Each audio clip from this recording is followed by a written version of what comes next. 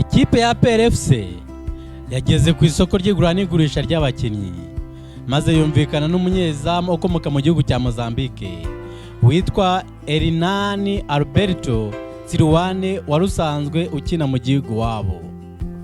Uyu munyezamu w'imyaka 27 azanzwe akinira Asiako Black Bulls mu cyiciro cya mbere muri Mozambique kuva mu mwaka wa 2023. Mbere yaho yakiniraga ikipe bita UT Songo yaramazemo umwaka umwe avuye muri club Ferroviario de Maputo aho yari yarayigezemo mu mwaka wa 2018. Hernani Alberto Silwane yavutse ku itariki 7 z'ukwa 9 1998 akaba afite imyaka 27. Akaba yavukiye Maputo mu gihugu cya Mozambique ndetse akaba afite uburebure bwa metero 1 na santimetero 86.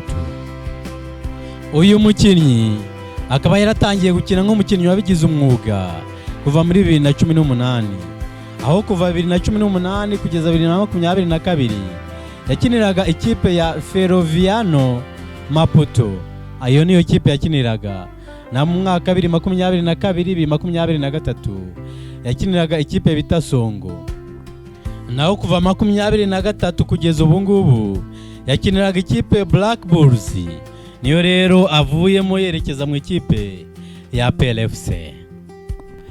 Uyu mukinnyi akaba yarahamagawe bwa mbere mu ikipe y'igihugu mu mwaka wa 2021 ndetse akaba yari umwe mu bakinnyi bahamagawe mu bitabajwe mu gikombe cya CHAN mu mwaka wa 2022 ndetse kugeza n'ubu ngubu ahamagarwa buri gihe mu ikipe y'igihugu ya Mozambique.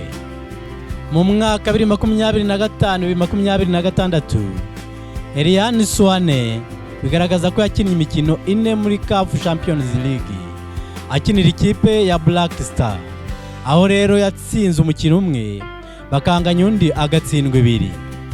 Nyuma yo gusezererwa muri CAF Champions League uyu munyezamu yakinnye imikino mike muri club yakiniraga, ariko byose biterwa n'uburyo shampiyona y'uwabiteye kuko hari igihe kinini kimara badakina shampiyona yo muri Mozambique. Nubwo atakinnye imikino myinshi mu ikipe rero yakiniraga, ariko mu ikipe y'igihugu yagiye hamagarwa ndetse akabanzamo mu mikino yo gushaka itike yo kwerekeza mu gikombe cya Afurika.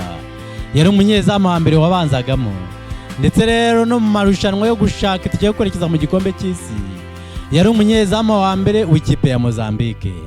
Nubwo PLFC itatangaje amafaranga yamutanzeho, ariko amakuru amwe namwe agaragaza ko yatanzwe $40,000 by'amadolari nka signing fee cyangwa amafaranga kugira ngo ayisinyire amasezerano y'imyaka 2 ndetse akazajya ahembwa $2,000 by'idolari agahabwa n'icumbi azajya acombikamo.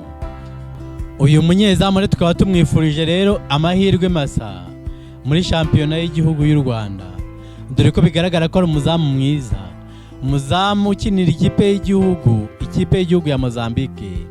Bigaragara ko rero ataba ari umuzamu mubi. Amahirwe masa rero kuri uyu muzamu, kandi turabashimiye ko mwakurikiye ikiganiro cyacu. Ikiganiro cyacu nakagaruka. Bye bye, mugire ibihe byiza.